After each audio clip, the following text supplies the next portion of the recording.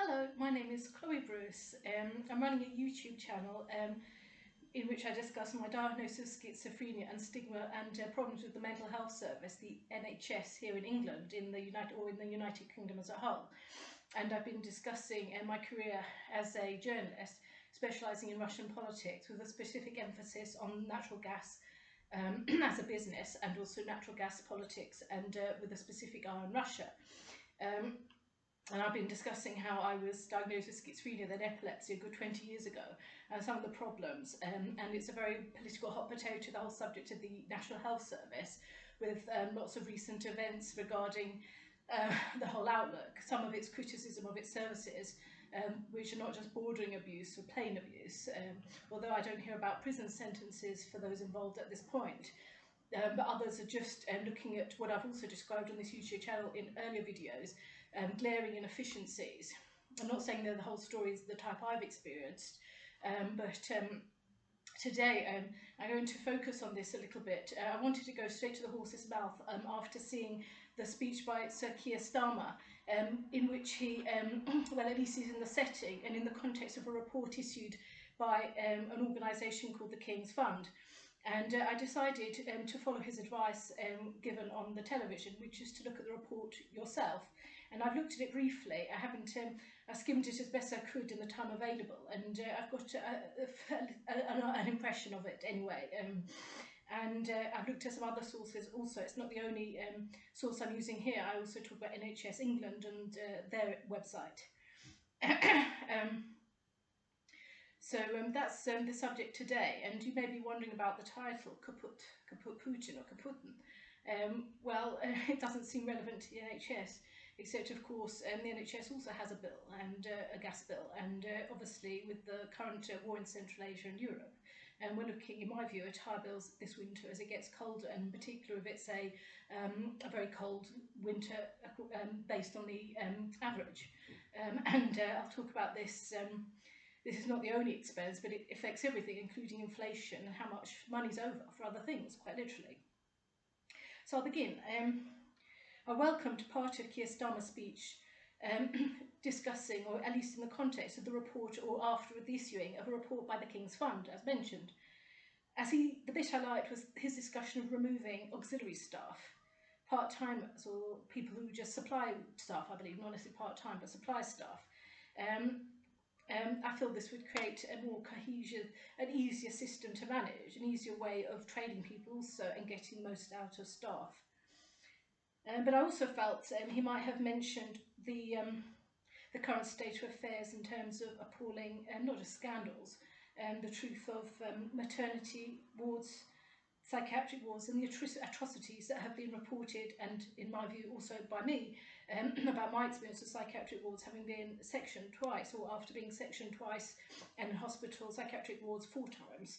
I've discussed about my psychiatric abuse, even torture there.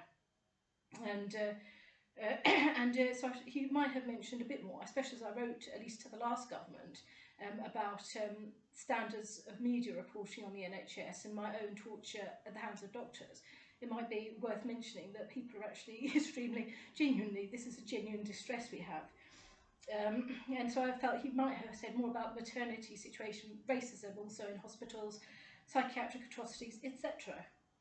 And also more about the IT funding, what that would go to.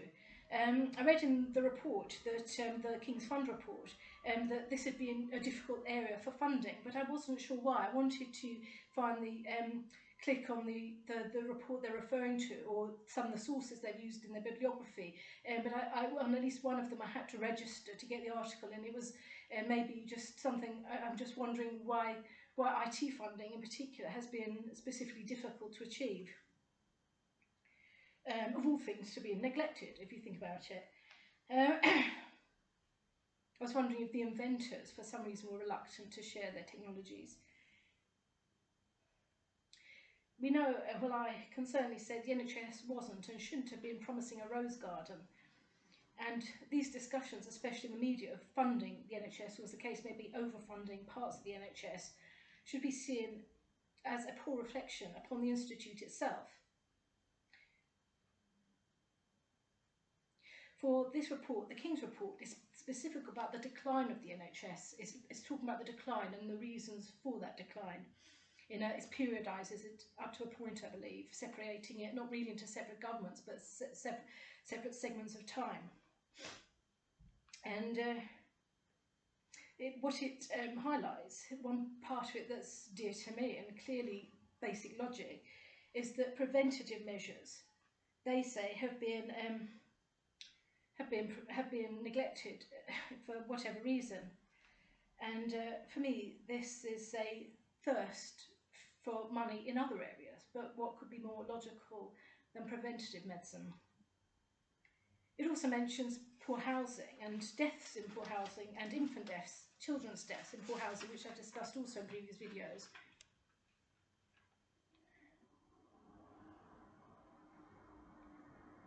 If they want now a strong and efficient NHS, they could deal with these fundaments: overcrowding and housing problems, and not just a sort of Victorian old wives' tale, but genuinely how germs spread, and immunity itself as a department of medicine, or a branch of medicine, does not stand separate. I could possibly not see it in anyone's mind standing separate to other diseases such as depression, diabetes, cancer, etc. The report, I was pleased to see, permitted a more sober assessment that were, in my view, not taken on board by TV medias in the UK outlets. With one, at one point, not that recently, but I saw one presenter referring to paranoid schizophrenia, which is my diagnosis, as paranoid schizophrenia, cyanide or something, and sort of mum's opinion of their schizophrenic child. Are you not aware of how ill-mannered and rude you sound? Not to mention your mention of SMI, which I've discussed in previous videos. You call it severely mentally ill, but SMI, the anachronism SMI in Russian, means mass media, and we know the persecution of Slavic journalists. And I'm a Christian journalist, a British journalist, but I have from my motherline Slavic and Jewish ancestry. It makes no medical sense at all, and it was on a government website even, and the offence is there, and will always be there. You always headline your hatred, anyway, of the Slavic journalist. You have nothing nice to say about Russian journalists ever, and as far as I can see, I've never heard anything nice about Russia overall. Or don't you have any Russian speakers in the outlets to edit the SMI and say what it would sound like to a person with some degree of Slavic languages?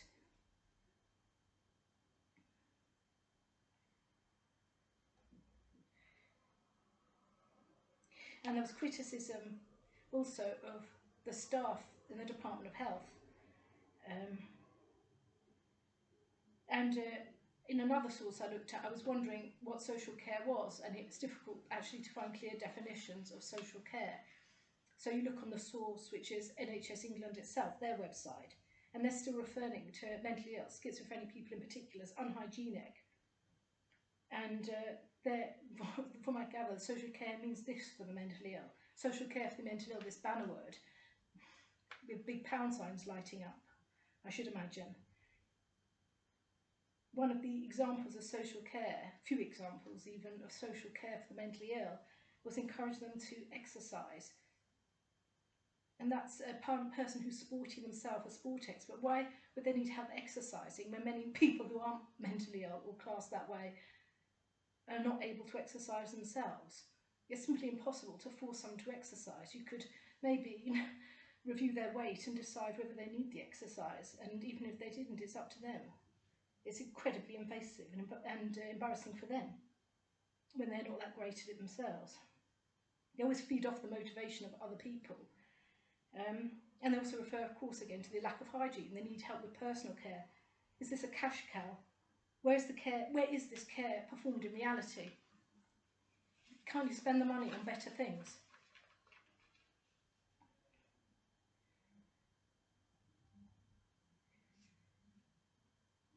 Just see if I'm on the right page. Yes. So what the King's Fund said about staffing, if I could understand the right department, when they said that the Department of Health had lost staff to the NHS England, creating a dearth of deep health knowledge in the Department of Health. So this might actually, in my view, lead to ignorance and ignorant naive statements about what can be achieved with money when it comes to health, if it's not housing or food or drink or heating. An example I've seen on an NHS website is recommendations of foods that give you high fibre. One was a sugary baked beans with a baked potato, and this is patronising. It's a very sugary dish, and it contradicts rather the sugar intakes recommended on another page on the same website. And can we actually just boil some dried beans and do them ourselves without the added sugars and preservatives of that nature? And in any case, their fibre recommendations wouldn't be sufficient. Their meal plan wasn't sufficient in the amount of fibre you could possibly get in a day. It's a challenge for me to get enough fibre. And then there's their BMI calculator to see if you're overweight. And it doesn't really take into account muscle weights or the extent to which you're doing strenuous activity. And there was advice I saw, once you get your target weight, just stick with the same plan that you were doing before, even though when I was just out of hospital, I was on drugs that made me gain weight, and I had to lose this, and slowly but surely. And if I'd stayed on my calorie count of 1,850 a day or thereabouts, sometimes more, sometimes less, I would have been below the recommended BMI rate within a couple of weeks.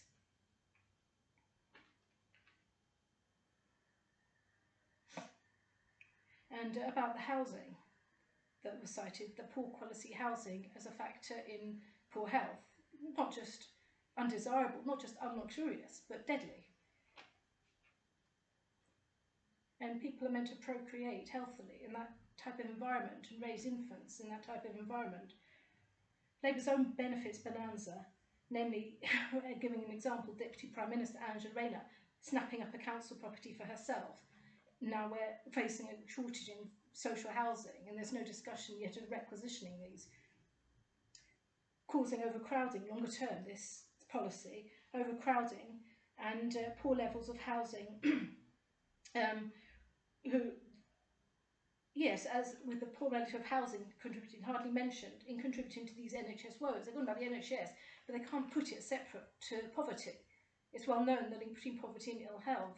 If they don't have a home for years, or they're in about poor quality accommodation, without the repairs being done in due course, then the NHS is going to have a high uptake, not just in A&E, but long-term problems, asthma, all kinds of skin conditions, all kinds of problems. And deadly problems, not just asthma, all these conditions can be deadly, but not just a mild inconvenience, something that's life-changing. They have encouraged, by doing this, the minor benefits for all their worth, making out it's their right. But what about the rest of us? I'm sick of this oral A type with a superiority complex invading the government institutes. UK Nazis are no less a mouse for a Nazi, just because they're sort of all sugar-coated, like a candy sweet mouse at Christmas. The care model, or care models, discussed as something that's needed to be efficient, should focus on prevention and bringing law back in. It is hardly helpful to talk about me or other people as though they have a very low IQ or some kind of learning difficulties. Nice models, shame about the staff. I hope Starmer's plan of 3 big shifts, that's his plan to change the NHS over time, will remove nurse shifty for good. And the mass media is certainly going to look extremely peculiar if they continue to dote on NHS staff, worship the NHS, especially as I can vouch for one thing, these so-called wonderful frontline staff and their breaches of COVID during the pandemic, aggravating the pandemic. For example, when not only was I forced into hospital during the pandemic, when there were beds begged for, quite literally, and money aside begged for, useful activities such as sort of listening to music in a group and dancing and things like that. NHS staff piling to my flat every day, 3 or 4 at a time. I remember 5 coming in every day during the pandemic. And sort of one nurse making me take a sip of her own water bottle, and this during a pandemic. They weren't in any, they were just in their normal attire that they wear at home, jeans and t-shirts and stuff like that. They weren't actually attired for a hospital. The whole NHS picture certainly has many strands. Looking at education of the child in Britain, a good education from an early age can create good habits over a lifetime, but I'm aware that many find school difficult even today. And I wrote, I feel that with the technological revolution that's underway, certainly more could be done. I wrote a while back to the relevant ministry to say that not just OpenAI maybe would be a good replacement for teachers, but teachers could vet it in a more discreet manner and allow that the cleverer computer to take charge. But I also said that it might be difficult as a transition that's sudden. So it might be that you use something like that in sport as a starting point. We can all exercise at home with a TV, and there are some now artificial sports teachers. I use one occasionally. It's just a avatar type. I don't know who was behind it or who did it, but anyway, it's a computer generated exercise regime. And I suggested that there could be, there are technologies, of course, that can be used to create a hologram. One person's there and they go abroad as a hologram, they beam them up and they come back down as a 3D hologram. And I suggested that teachers, to have the face to read and to look at for a child, they could start off in sport as a referee or something, or pointing out the rules, using a OpenAI structure and a smarter learning structure so that they learn also. I was just saying that might be a good transition to rid ourselves of underqualified teachers. And vice versa. The machine would learn from the children and benefit. Under Tony Blair, I was just revising this. I remember a discussion of his education speech. He alluded to the 3 R's, but he didn't spell out what they are. I was left baffled at the time, and I'm still baffled. The 3 R's. I'm saying it was bad under then and nothing's improved. Was it reading, writing, spelled W-R, of course, writing, and the 3rd R, arithmetic or something? And I've been baffled about this since he said it, what these 3 R's are in education. And then I saw, just extremely recently, I saw the 3 R's mentioned in a black and white Disney film with Annette, I think Annette the Party is called, ironically, and the woman was singing about the 3 R's, teach the 3 R's, and she says, spells them out, reading, writing, and rhythm. Rhythm. That's the mysterious 3rd R, where it's arithmetic with an A, and there's a silent W. And this film clip is called The Party, referring to 3 R's years ago, but it's not arithmetic in the song, it's rhythm.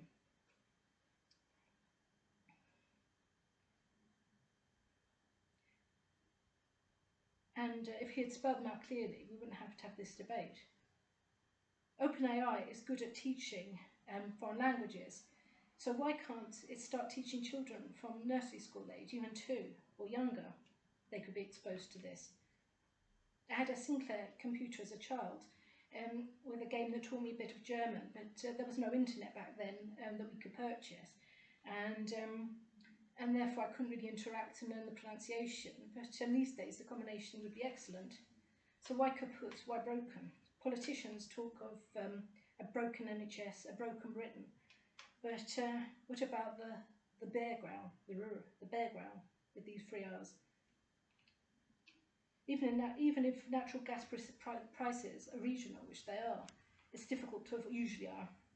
It's difficult to avoid global trends and to avoid this price shock. If they want to break Putin, they may have to actually break our brittle democracy with it. Here in England, I feel it's like that song, the creepy song, Tiptoe Through the Tulips. The politician looking at Britain through a window and distort what they see. A love affair with woke, but with darkness at its heart. And finally, don't forget when they talk about us needing personal care, and don't even cite exceptions to the rule on certain websites, don't forget that personal care means someone seeing you naked just because you're mentally ill, or a child naked just because they're mentally ill. And it encourages horrific societal attitudes, all this. I told a family member years and years ago, when I was in my 20s, that I'd met a really nice man who described me as special needs, just because I'd been diagnosed with schizophrenia. And they can't change their attitudes, I believe. They have to change the staff. And we can all remember we do have a vote, but it has to be a free and fair election with proper media coverage and a proper assessment of what's going on in the NHS as a whole, because at the end of the day it's a reflection of staffing overall in the economy. And it's one thing saying fund the doctor. They actually have to understand, no matter how many good doctors there is still one person who's poor at their job is going to ruin that company. And as such, it needs a holistic approach. And as I say, this report looked at specifically the decline of the NHS, and they did allude to larger problems such as housing. But I dare say more information reports will come out in due course, and I'll be waiting for them. I hope you found this interesting, and of course the King's report, one of the sources I used here, is available online, and Keir Starmer did say to read it, and I found it a more sober way of looking at things, without all the emotion and hype and sort of saying how great people are. It's a bit personal. Thank you for listening today, and there's a bit in the description summarising it that might be useful too. I'm going to write the description on tick and to put it as clear as I can there in case this wasn't fully comprehensible. Thank you for listening today, and I hope you have a wonderful time. Thank you.